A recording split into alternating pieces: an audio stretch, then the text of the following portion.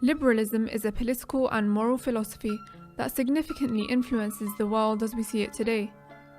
Its ideas and principles are evident in various aspects of human life, from the way that states are governed and how the economy works, to the actions of individual people and the moral decisions they make. With its dawn in the 17th century, liberalism put forward a new set of ideas relating to human morality that were based on individual freedom. Liberalism was to provide an objective system of organizing in which different cultures, religions, and points of view can peacefully coexist. It later proved to be a useful tool in the fight for civil rights, gender equality, social justice, and freedom of religion and thought, emphasizing the toleration and acceptance of all people on the sole basis of their humanity. More recently, however, modern liberalism has presented many limitations in its application within society, and has proven to fall short in harmonizing the rights and interests of different communities and individuals. Though it has provided grounds for the growth of many progressive social movements, it has raised major challenges for individuals and communities that hold alternative beliefs and values. Today, more than ever before, the LGBTQ people have made notable progress in the campaign for increased recognition and representation, especially across the Western world, as reflected in the media and numerous government policies. Liberal ideas first emerged in the 17th century, based on the writings of John Locke, a famous English philosopher who was known as the father of liberalism. He presented a political challenge to religious governance, arguing that it's wrong for governments to force their citizens to conform to a particular religion, and called for religious freedom and the separation of church and state. Governments should tolerate diverse religious beliefs, unless the practice of those beliefs directly threaten the public order. Locke's ideas sowed the seeds for the secularization of Europe and the eventual rise of liberalism as the prevailing moral, political, social, and economic framework, pushing Christianity to the periphery. Liberalism developed into a distinct movement during the Enlightenment period in the 18th and 19th centuries, when it became popular among Western philosophers and political theorists such as Jeremy Bentham and John Stuart Mill. Classical liberalism has evolved into its more modern incarnation, known as social liberalism. Both classical and social liberalism are united on the basic principle of individual freedom, or individualism. Individualism emphasizes the freedom of a person from any restraints on their actions, thoughts, and beliefs imposed by an external entity, such as that of religion. In essence, it provides each individual with the capacity to live their own life according to their own reasons and motives, provided that the consequences do not cause harm to others. Liberalism has meant different things in different contexts, so it's often regarded as something that's going against the established order. Although in the context in the Western context, we're really, I suppose, when we're talking about liberalism, now referring to social liberalism. And you could really define that as being the rejection of the Judeo-Christian morality, which underpinned our society and Western civilization for so long. So particularly in the area of sexual relations, so the idea of the family being the basic unit of society, which is itself formed by a man and a woman in a lifelong union. Certainly in the past 4 or 5 decades, since the 1960s, what's known as the countercultural movement, that's been seen as too restrictive. And so what became known as the permissive society was was really promoted as a new form of freedom and self-discovery. The liberal agenda is about re-establishing secularism, secular humanism in the world. It's anti-theistic, irrespective of whatever faith background you come from. It wants to only talk about empiricism, so there is no consciousness or awareness of anything in the spiritual realm.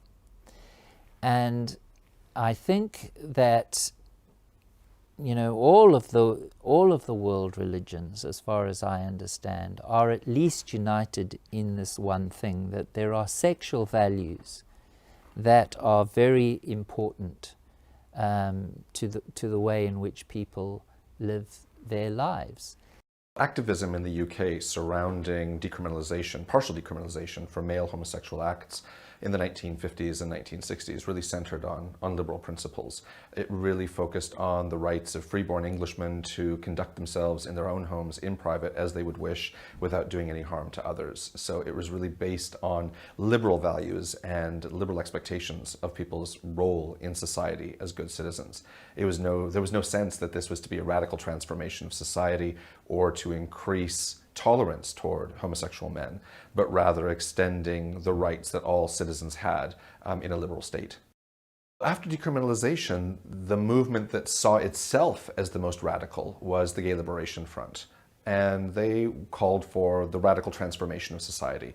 They wanted not just tolerance of gay men and lesbians, but they wanted society to transform completely. They wanted to completely transform how we engaged with the state, how we engaged with family. They called for the dissolution of the nuclear family as a potential site of homophobia. They wanted absolute and complete change. They emerged around 1970 and lasted just a few years, but their impact continues, because I think a lot of activism that we see today that wants to see more radical change can trace its origins, at least in the UK, to a lot of the activism that was initiated by the Gay Liberation Front. And we're actually approaching their own 50th anniversary. So the living members of the original Gay Liberation Front, many of them still remain quite active in, I suppose, what some of them would define as queer politics and queer activism now. Since the 1960s, male homosexuality in private has been made legal. There were then various different tendencies within thought about particularly gay men. You got, on the one side, people writing, celebrating experimentation with sexuality in all different kinds, and gay men saying that they shouldn't be forced into a stereotype drawn from the relations of heterosexual people.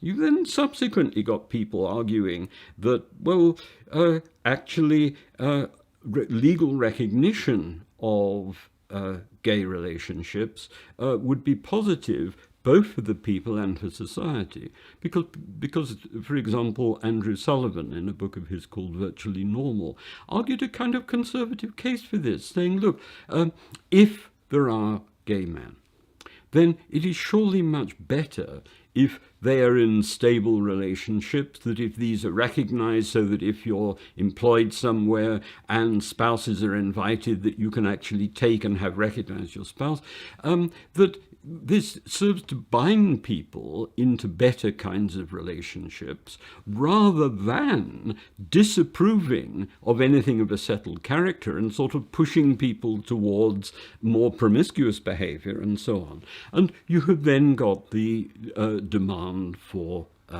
gay and lesbian marriage.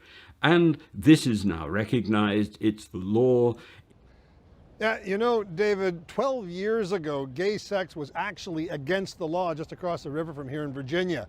As of today, gay marriage is a legal right in this country, everywhere in this country.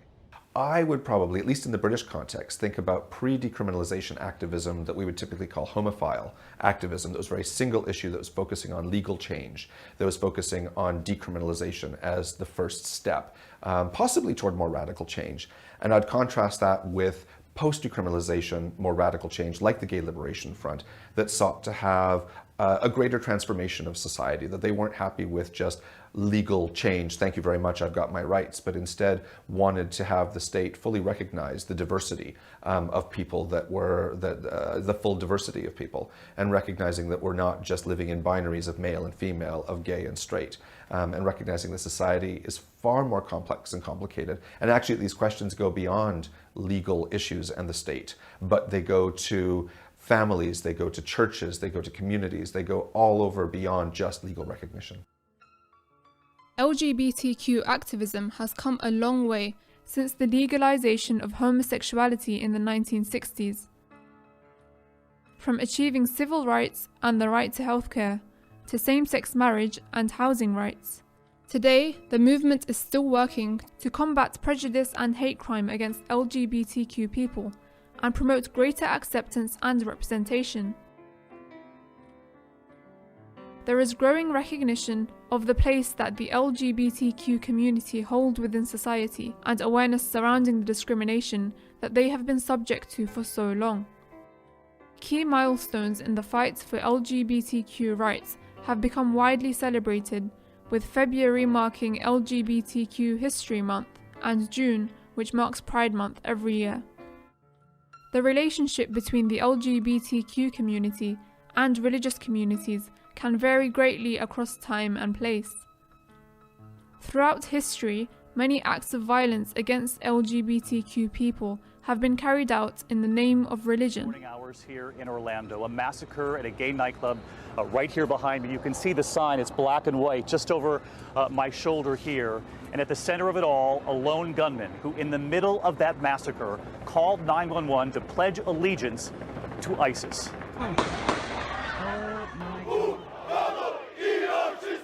God, honor, motherland, they chanted. Wearing obscene anti-gay t-shirts, some hardcore right-wingers were intent on violence. Following their lead, thousands of people from Bialystok, including senior citizens, lambasted marchers protesting against the sudden rise of so-called LGBT-free zones.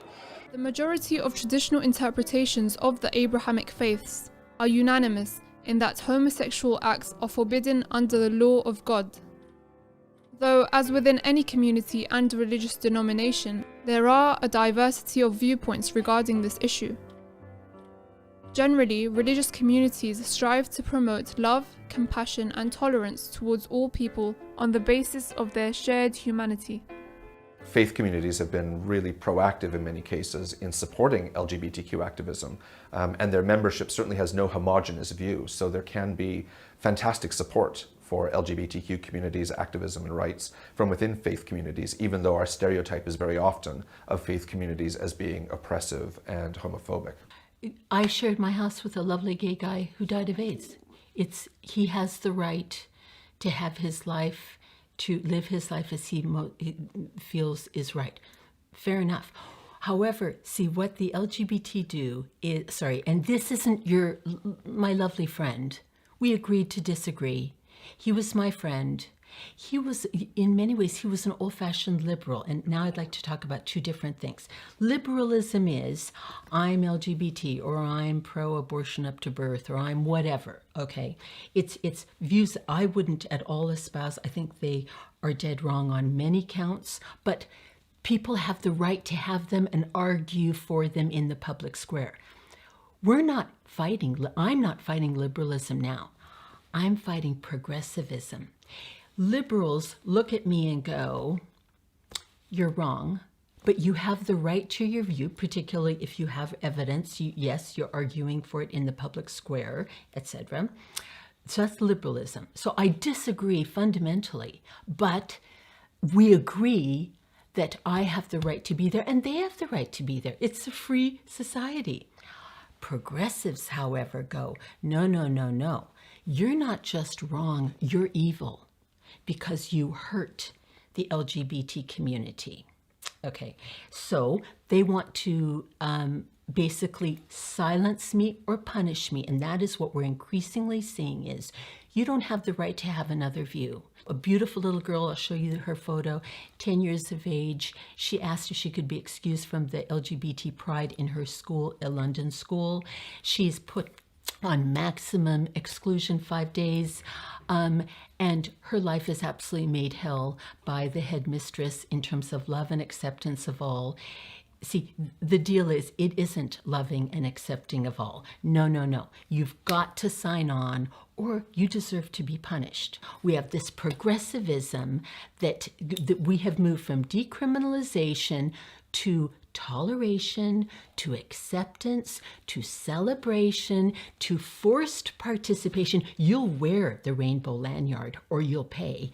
And if you don't, then you deserve punishment. Now see, I'm saying, stop. This is not a free society. We know from the official government's own statistics, the Office of National Statistics, that those who identify as LGBT are only about 1.9% of the population, and yet in the BBC, I believe they're about 8%, and they've got targets for an even higher representation as well. So basically, in the media, people who identify as LGBT are about 4 or 5 times more overrepresented than they are in the general population. So they're wielding very much disproportionate power and influence, and that's affecting our programming. Even children's television as well is starting to promote this agenda. Historically, homosexuality was considered officially as a psychiatric problem that required help from a mental health specialist. However, in the 1970s, gay activists lobbied against this theory, rejecting it as a major contributor to the widespread anti-gay social stigma, and brought awareness to modern sexuality research that disputed this idea. The activist protests succeeded in gaining the attention of the American Psychiatric Association, who then began the discussion on the official removal of homosexuality from its Manual of Mental Health Disorders, called the DSM. A research paper published in 2015 by the MDPI in its Behavioral Sciences journal provides an extensive historical account of this process. Robert Spitzer, who led the association's subcommittee looking into this issue, reviews the characteristics of various mental health disorders and concluded that they all regularly cause significant distress or were associated with difficulties in social functioning. Having arrived at this definition of mental disorder, the committee agreed that homosexuality per se does not fall within it. Regardless, some psychiatrists from the psychiatric community objected to the decision to remove it from the list of disorders and called for a referendum. The association held a vote amongst its members in which a majority of 58% voted in favour of the decision and 42% voted to oppose it. Thereafter, homosexuality was officially removed from the manual, but there are still a diverse range of psychiatric theories which suggest alternative ideas. Today, the standard of psychotherapy in the US and Europe is gay affirmative, which means gay people are encouraged to accept their sexual orientation. The British Psychological Society's guidelines for psychologists working with gender, sexuality, and relationship diversity encourage psychologists to integrate an affirmative stance to their practice when working with LGBTQ clients. As a young man, I was conflicted in this area, so I was drawn to people of the same sex, but that produced a tremendous amount of guilt and shame and I guess, discomfort in terms of me functioning as a person. I married and genuinely married. It was a loving relationship, and I'm still in the same relationship after many years, but the conflict wasn't dealt with. I had a Christian conversion. I was converted to Christianity, and for a while things were good in my life. But there came a time when I realized that actually these issues were not completely dealt with. And that had the effect of shaming me even more deeply, because I thought, well, you know, I can't be much of a Christian then if I am still having these experiences.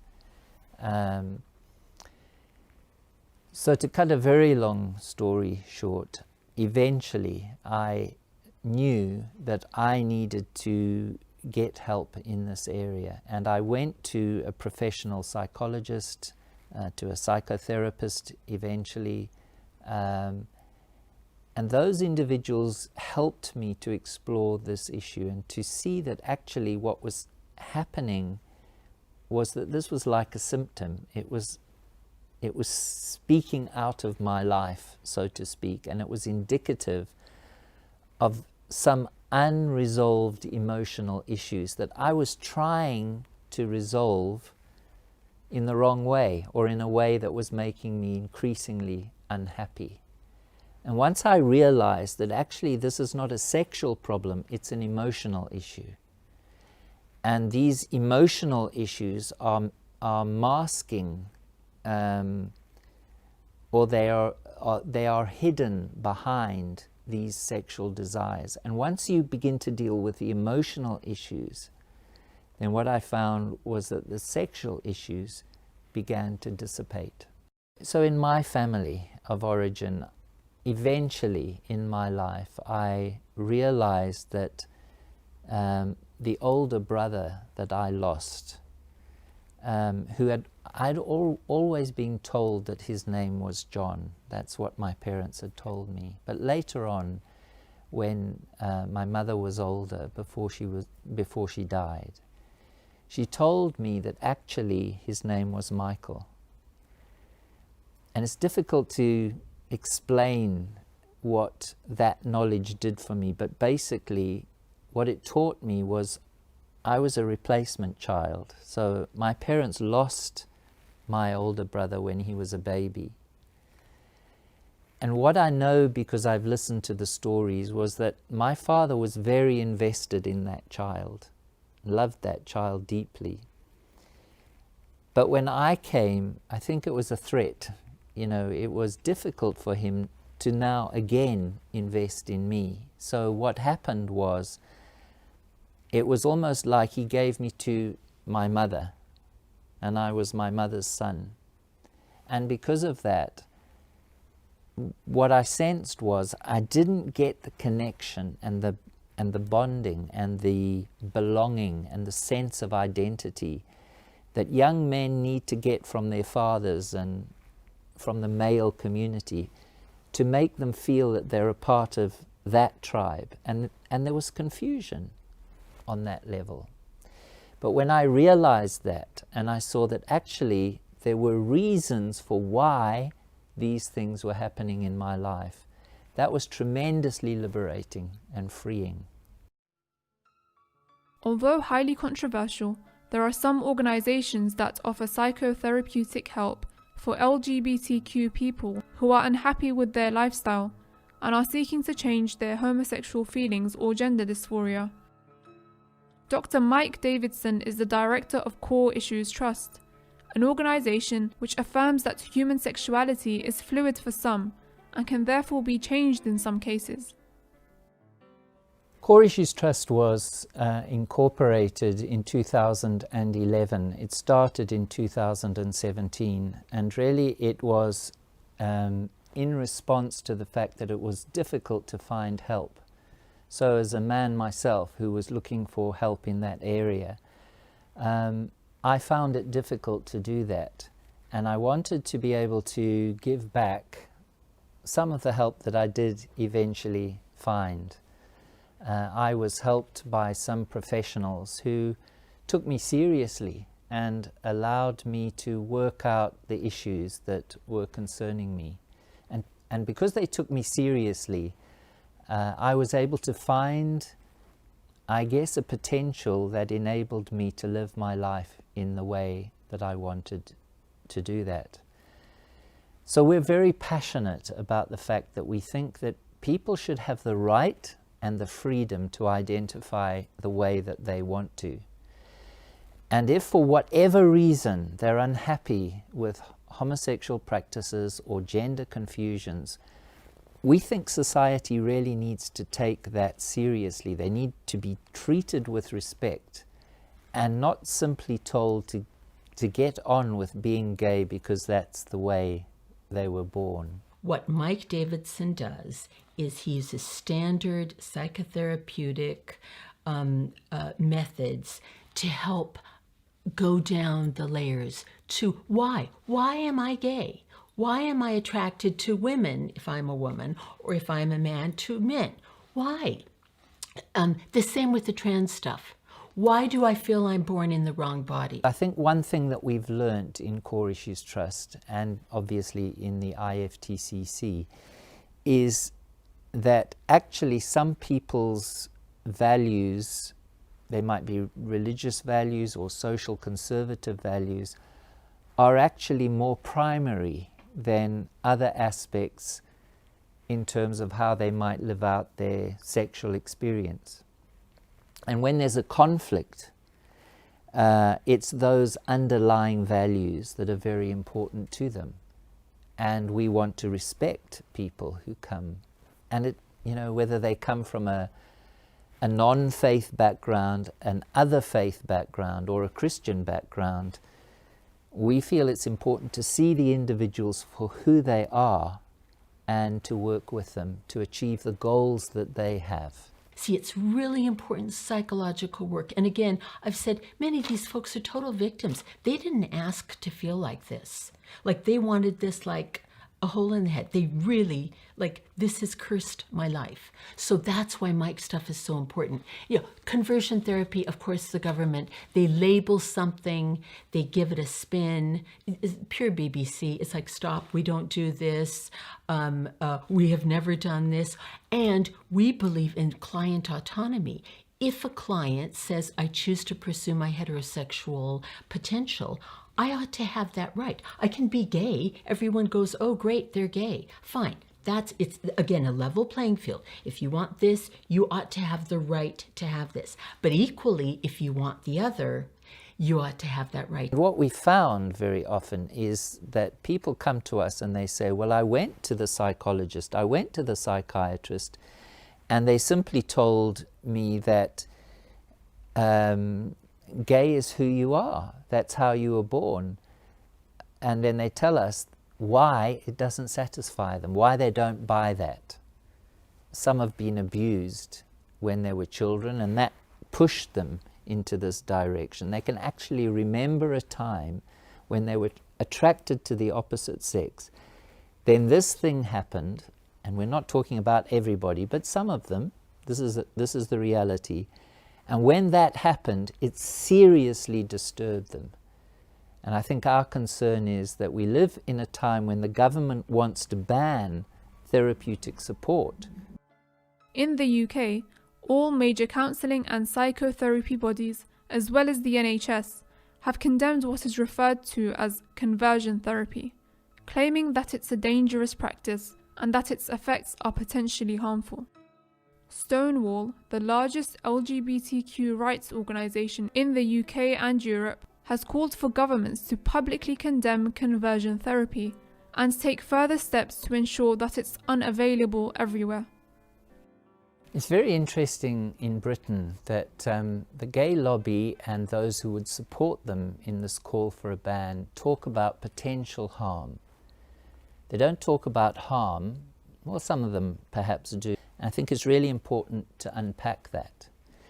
Because I think the fact is, you won't find peer-reviewed journal articles that show categorically that on average, in counselling situations, this is always going to be harmful. The research is just not there. And if you go to the APA, the American Psychological Association, the largest psychological association in the world, in 2009, in probably the most thorough research document that had been done, certainly at that point and way beyond, clearly says that there is not the research one way or the other. So, there is no research that proves that it's harmful, and there's no research that proves that it's not harmful. And therefore, we cannot say categorically that it is harmful. We have to say it's potentially harmful. All professional psychological bodies in the UK believe it to be an ethical offence for any of its members to be involved in changing unwanted sexual feelings. This has raised major problems for people who are voluntarily seeking therapy to resolve their same-sex attraction. Paracetamol is actually lethal, but we don't ban it, we regulate it, because we know that this substance can actually end a person's life. But we know that there is value in this substance, and therefore, we regulate it and we use it. And I think it needs to be the same thing when it comes to therapeutic intervention. If you ban it, you drive it underground, there is then no control, there is no accountability, there is no professionalism, there's nothing. So you regulate it, and you make sure that those who provide this service are properly qualified and are working according to an ethical framework. And that's what the International Federation for Therapeutic and Counselling Choice aims to do. Why is it that if a man feels that he doesn't want to be a man and wants to identify as a woman, that's fine, and the NHS will align itself towards that individual finding expression as a woman, even though his gender of birth was male? And we see in society, I believe, a 4,000% increase in the number of children who are identifying as trans in society after we've become, increasingly aware of the so-called trans agenda. So there's an inconsistency. We're prepared to accept those rights and those freedoms. But if a man is struggling with his homosexual feelings, we have a problem with him getting help, or of him saying, I'm no longer gay. If we talk about ex-gay or people who were once gay who want to leave homosexuality, that seems to be deeply offensive to the LGBT community.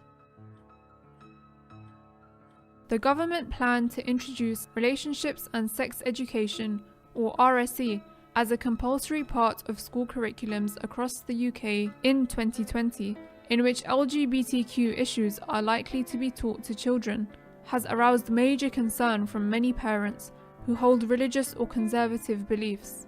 Several campaigns have been launched in order to push back against this government plan. So about 18 months ago, I started looking into RSE, the government's plan to make relationship and sex education compulsory in schools here in England.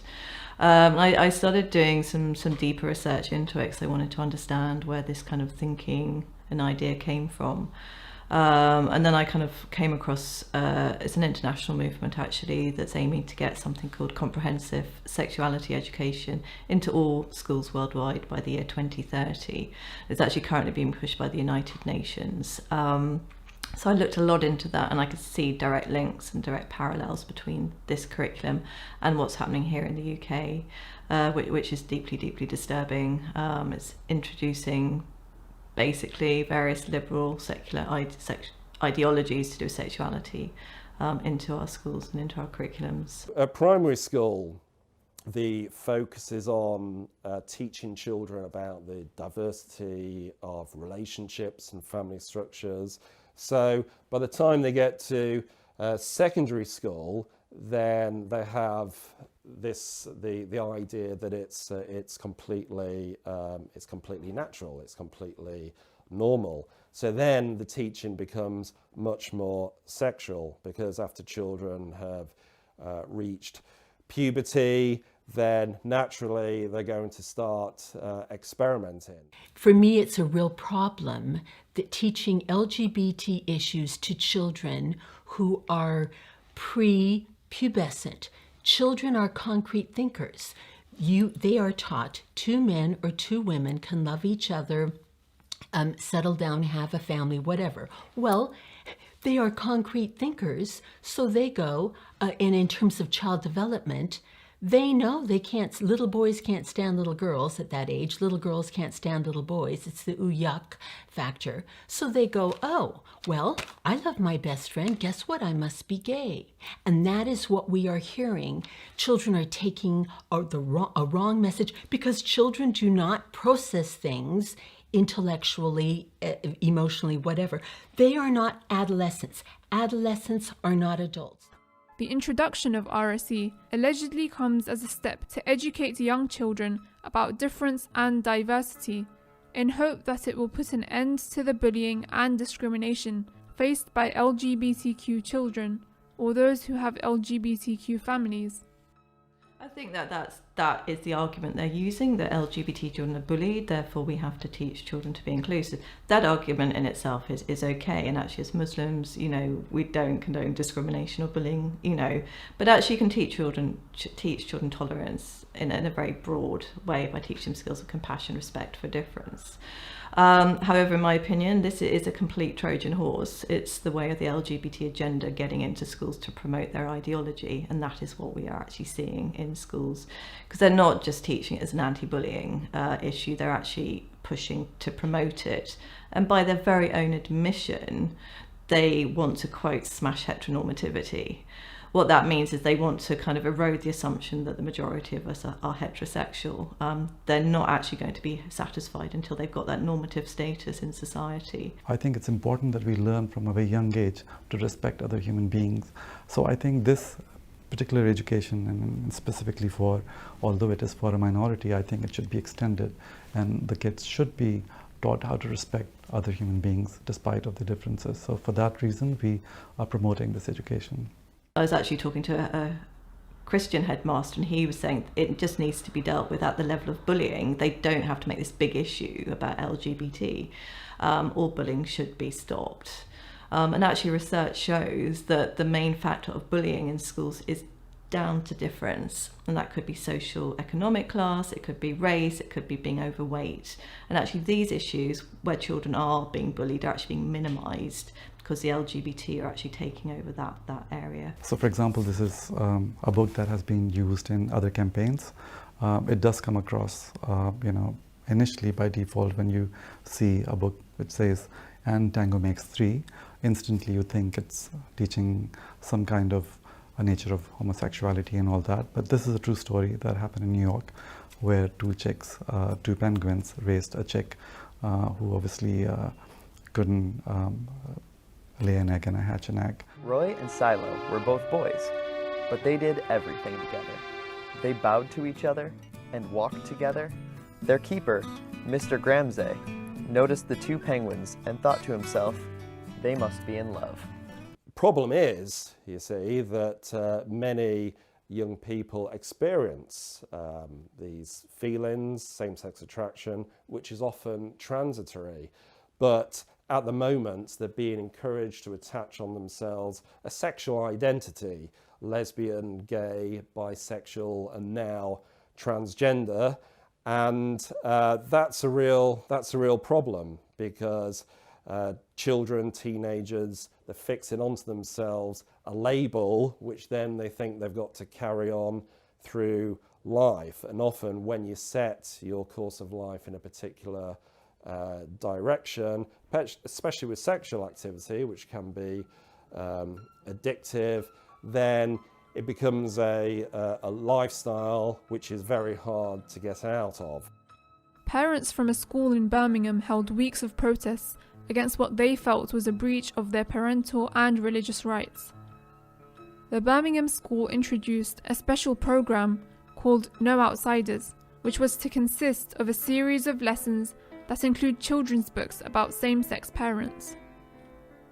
The protests received significant media attention and sparked national debate about the conflict of rights between these 2 minority communities. They've allowed parents to think that parents tell schools what to do. and parents tell schools which books they can have, which books they can't have, what they can say, what they can't say. Religion itself is a protected characteristic under the equalities legislation, but it is important that in school, children are growing up knowing about modern Britain, knowing about the country in which they're going to become adults. I think the main concern is, firstly, parents had no idea that this was happening, and I've had, again, so many parents telling me that their children are coming home. A little girl of 5 was told that her teacher told her she could marry her best friend of the same gender. Now, this is going completely against our religious rights as parents to bring our children up in line with our beliefs, which actually is a fundamental international human right. That is causing problems on multiple levels. Not only is it confusing children because the parent's saying one thing and the teacher's saying another. And, teachers are positions of authority, so children are going to listen to what they're saying, and not all children are going to tell their parent what their teachers are saying. We've also got stories of boys coming home, again, their teachers saying it's okay to be a girl. This is confusing on a completely another level. Not only is it, again, against the parents' right to bring up their children in line with their beliefs and values, this is actually, it's against scientific reason, logic and all these things, and it's actually going to cause psychological damage to young children who can't actually understand those concepts. And it's overloading their neural networks with too much information that they can't process, and that will cause neural damage that can lead to anxiety, depression, and God knows what else kind of later on in life. So it's highly dangerous, and parents have every right to be concerned. Yes. RSE is also introducing kind of sexual concepts to children in the classroom. They want basically strangers to teach your child about their private parts. That is wrong on so many levels. And not only are they doing that, they're making it compulsory. So parents have no right, to teach your child about safeguarding their body relationships, sexual relationships at the appropriate time. It's a preserve of the parent and the family, not the state and the school. And it feels like a massive totalitarian endeavour, actually, with the state taking over the role of the parent. What the parents are saying is we feel that any community, whether it's LGBT, whether it's Muslim, whether you're religious faith, that we should be able to live and coexist with one another, even if we have different beliefs or different views. A lot of parents are afraid to speak out because they're afraid of being labelled as homophobic. Now, to be considered homophobic, you have to clearly kind of be discriminatory and demonstrate hate speech, and I don't think any of us are doing that. We really just want to state our religious rights and beliefs as parents. Would you say you were a tolerant man? Personally, unfortunately, in the media, I've been made out to be this homophobic, crazy sort of man. But you did say, let me quote your own words back to you, it plants a seed in them. Yeah, so what seed does it plant? Okay, so if you give me an opportunity to clarify that, parents feel that at the primary school age, the child is not of an age to understand such complex relationships such as LGBT, or even some heterosexual relationships, or even about Islam or religion and stuff. And parents feel that in primary school we should be teaching our children about humanity, respect for humanity. We shouldn't have, parents at the school shouldn't feel like the school is over promoting one narrative and not the other, and we should try to make... What is clear is that modern liberalism has failed in its claim that it's a kind of vessel in which many cultures can coexist. It seems that modern liberalism is not simply a neutral system of organising. It actually means that all cultures, beliefs, and points of view are secondary to our primary commitment as detached liberal agents. Practices of toleration that used to be seen as essential to freedom are being dismissed as structures of repression, and any ideas or beliefs that stand in the way of this process are banned from public discourse. Instead, a hyper-liberal ideology has developed that aims to purge society of any trace of other views of the world. The policing of opinion is now established practice in the very societies that believe themselves to be freer than they have ever been.